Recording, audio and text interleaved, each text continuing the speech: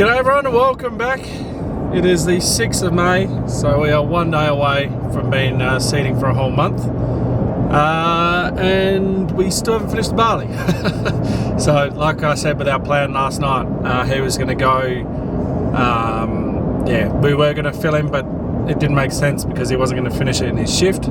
So when we get out there, I'm not sure, we're going to find out if he filled or not, because if he ran out at like 8:30 last night, he was going to fill so that it was all ready to go this morning. And if not, then we will head out there now and go and fill him. So it's just barley and some flexian that we're chucking in, and then after that I believe it's only maybe 10 to 20 hectares, something like that, that he's got to do, and then we'll be transporting up to the shed for a big day of maintenance.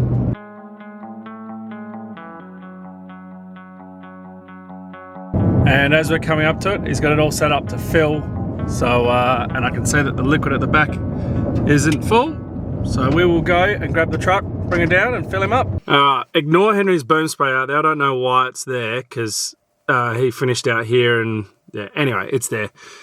So you can see all this is done, all this is done, all out the back is done. There is only this little bit here that needs to be done, which I think, having a quick look at that, might just be 4 runs. Now 4 runs, I'm not too sure how many 4 runs is in here. I know when he was doing it, we're on the angle here. I think an up and a back was about 11 hectares when he was on the longer runs. So we're on slightly shorter runs here. So I'm going to say that an up and a back is maybe something like maybe 9 hectares here. So yeah, around that 20 hectares that I've brewed up for with everything should be about right. So we'll throw it all in anyway, and then when we I'm more than happy to have extra than less, and then it just means that we'll just pull it out when we get up to the shed.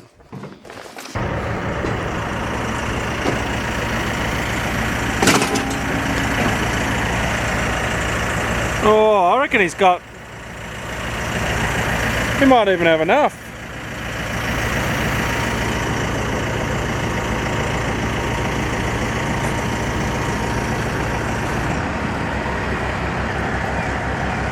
Then again, it's hard to say. He definitely would have enough to do 1 up and back, but not 2. I assume this one is empty. Yep, that one is dead empty. Right, well I've definitely got too much barley on board for what he needs.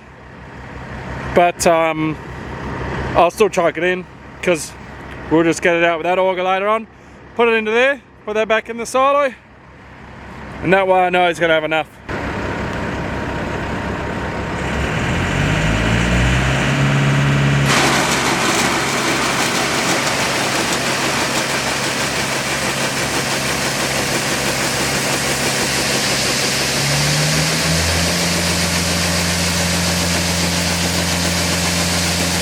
Just had a look on the screen there, he's got 3.5 tonne, so that's enough to do 40 hectares. So plenty of there to finish off. We filled it with 5,000 litres of flexi, so again, plenty to finish off, that's more than enough. He's got 5 runs, so it will be nearly that 20 something hectares I think that he'll be doing. And after that, yeah, we'll get it back to the shed. So I'm going to get this back to the shed, and then I'll talk to you guys about what the plan is for today, because I know that hearing me in here isn't the best, so I'll do it when I haven't got a truck running. Okay, so here's the plan for today. We are getting the seeder up here, and then obviously we need to get all the barley out of it, and then we need to put wheat into it, and then calibrate it, get it ready to go roaring, fill it up with fert, fill it up with liquid, so it's ready to go. But what we're going to do when it gets up here is we are going to do that. We're then going to wash it, because we've got, we've had those pop hoses and everything like that. So we've had fertiliser over the bar, and just if you have a look at the liquid tanks on the back, there's obviously liquids leaked out of the top of the tanks when we've been blowing the air through. So I'm just going to give it a nice wash, get it back to being respectable, and clean. We're going to jack up all the wheels, especially the casters, and we're going to check all the bearings, because I know they're Chinese bearings in there, so I just want to make sure that they're good. You know, with all the boggings and the soft ground we've had in the sand, those casters turn sideways. There's a lot of pressure on them, so just want to make sure that they are all good and, you know, ready to keep going for the season. After coming out today, they are going to fix my tine issue. So they didn't do it correctly from day dot, so they're going to re-measure the tines and put them all out to the correct spacings like they should have done from the start, which then will get my tines out to the correct width. Will then mean I won't have that 52 centimetre gap, and it's a 41 or 2 centimetre gap on each side, which it's a disgrace that happened. Let's be honest, shouldn't have happened, but they're coming out to do it today, so that's good. You can see I've got the truck here by the auger, so this is the barley, so this auger is full. Just going to roll it forward, and I'm going to empty the auger into it. Then I'm going to spin the auger around to the top there, because when the seeder gets up here, it's going to have, let's just call it 2 tonne of barley in there, maybe 1.5. So I need to empty that into this truck. I then need to empty this truck into there. We then need to clean this bin out and then fill that with wheat. So, oh, and Cal's already gone, well, on the way to town, because the Brettle is the part for that hopefully arrives today, and then that means that we can finally get him fixed and out spreading those slater baits, because it's not doing any good just sitting in there. Alright, in anticipation for when we're going to be unloading this into the silo, we'll get this on now just so it's ready, because we're not going to need to fill him anymore. He's nearly finished, and you'll see I've just gone and washed the truck, so it's all nice and clean again. Just, you know, a bit of maintenance.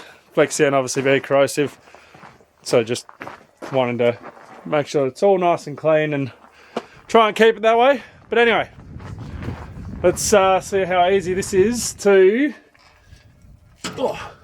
change. It should be fairly simple. So get all that out. Might need to put you down to do it. That just slides off.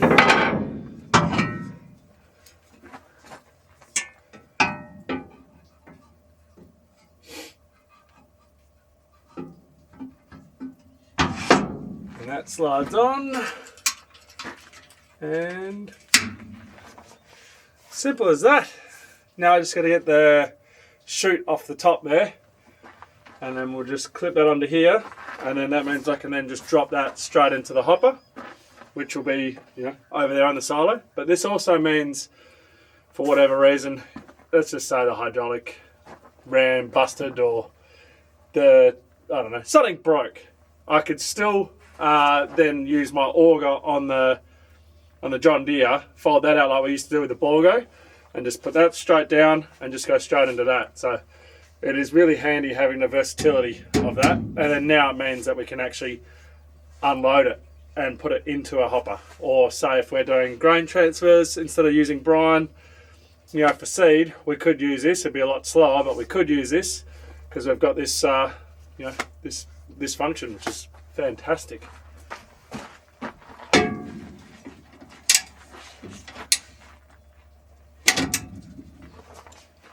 Look at that, absolutely perfect. I'm going to go and grab the hopper now for that. We'll flip that auger around just so that we are all ready to go while I got some time to spare. Henry, you probably can't hear, he's just out of the driveway paddock. He's doing that double knock that we were talking about yesterday. So he's doing that, and he's going to go around basically where we spaded and clayed 2 years ago. He's going to go and do that in the pine area there. And by then he should be finished. Well, he's actually probably nearly finished now, but he's got to transport all the way out. He's going to do a flush as well, so it's going to take him a while before he's ready to transport. So Henry should be able to get that done before we head down and do that. One auger ready to go. Now it's just the waiting game. It shouldn't be too long, and we'll be heading down to go and bring him back up here.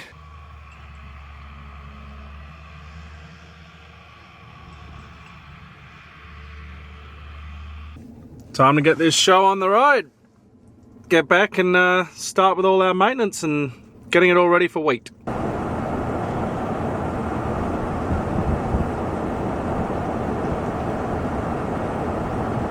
As we're transporting back, Afgri are now on their way out of town, so they'll get here in about an hour and they'll start doing the tines on that. And Callum is also leaving town now with the back roller, which is good. So we'll get this all sorted first, so that that's all ready to go, and then after that, then we'll focus on getting that spreader up and going, so then we can get cow out and spreading. But I just got a feeling the spreader, it's going to be a big job. It was a big job getting it, getting that roller out.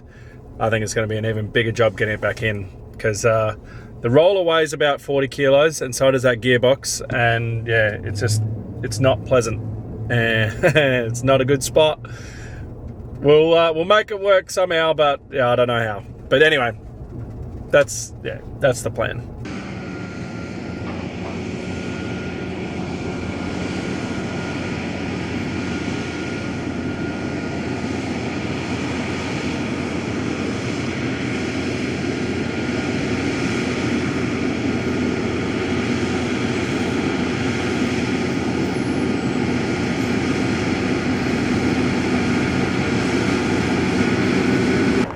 Now time to use the use this that we never use, except for now. Oh, hang on, gotta remember how to use it. Turn that on, and that on, and no. Now we should be able to use it.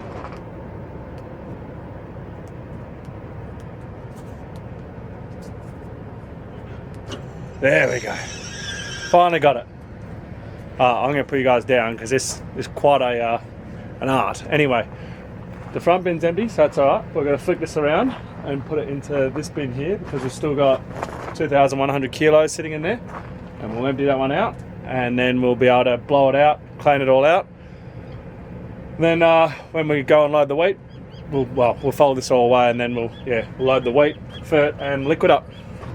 That needs to get under here, but before I get too far, I need to flip this door around. But what we'll do is we'll close this off, because we need to change out all our rollers for those blanks again.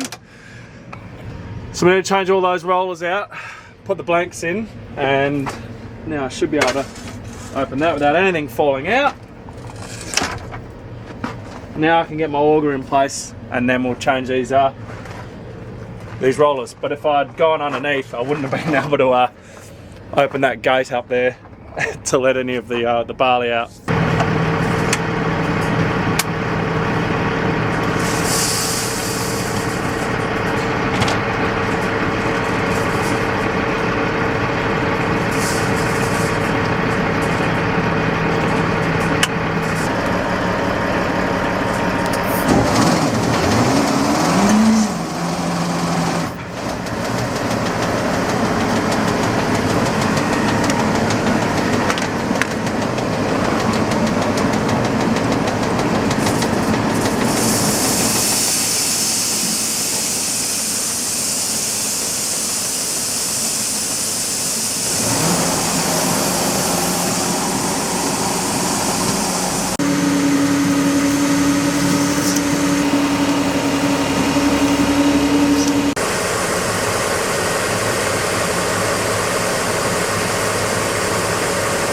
Alright, I'll chuck you guys right there, because I'm going to need all my concentration.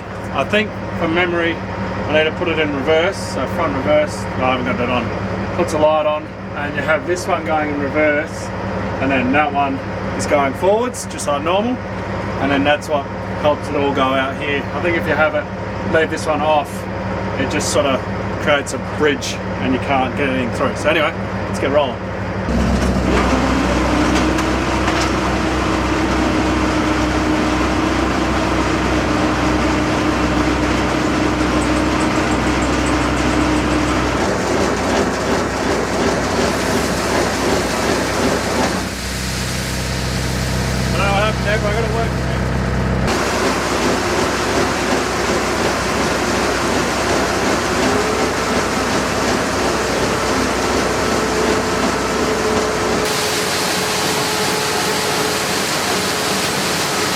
Rightio, after you're here now, as you might be able to see in the background, Chris is now jumping in the bin there just to blow all the barley out of that, get that all nice and clean.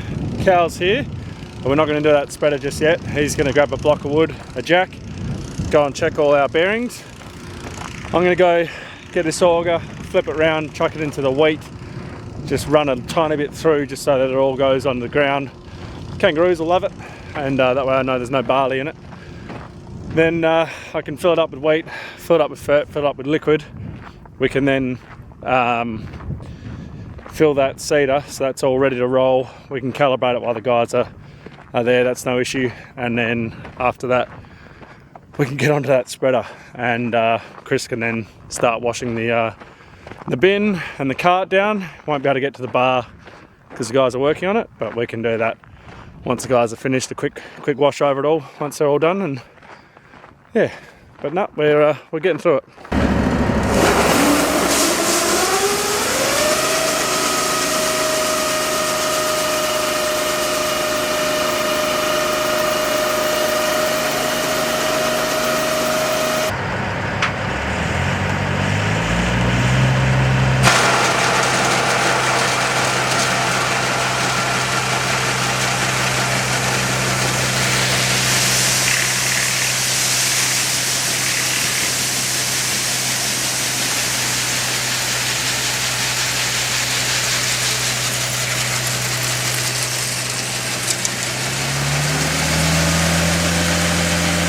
So you can see that Henry is here.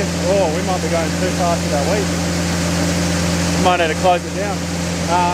Henry's back, he's done his knockdown. He's now helping Cal. They're going to start on that spreader. And yeah, well, once we're done here, we're going to go and help them. But I think I might need to empty this wheat out and close our chute down. I think it's coming out too fast.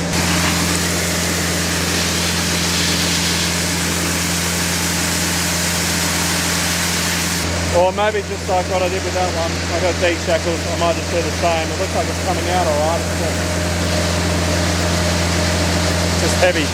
I swapped the chutes around from fert to seed, and that worked a lot better, although that seed is just coming out really, really fast. So it's gonna, as long as you're onto it, it's okay. If you're not, you end up blocking it, which I may have done. That's alright. As you can tell there, Afgri's here, and they, yeah, they're working away on that, so that's good. We're going to go up here and see if we can assist the boys, because there's no point calibrating. Well, we might do it a bit later on, but yeah, with the guys there, we'll just leave it for now. So yeah, we'll come up here and see if we can assist these guys getting this heavy bastard roller in the back and heavy bastard gearbox on, and send Cal on his way. Go and kill some slaters.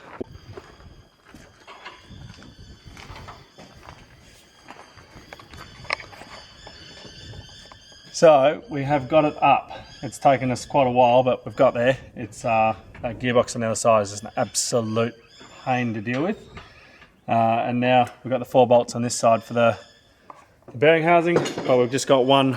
We've got 3 on the other side, but we've got one in there that's just not on the right angle to try and get in. Once we've got that up, we can then tine it all up. Then after that, we can then put the idler one in, so the tension one, so that one just there.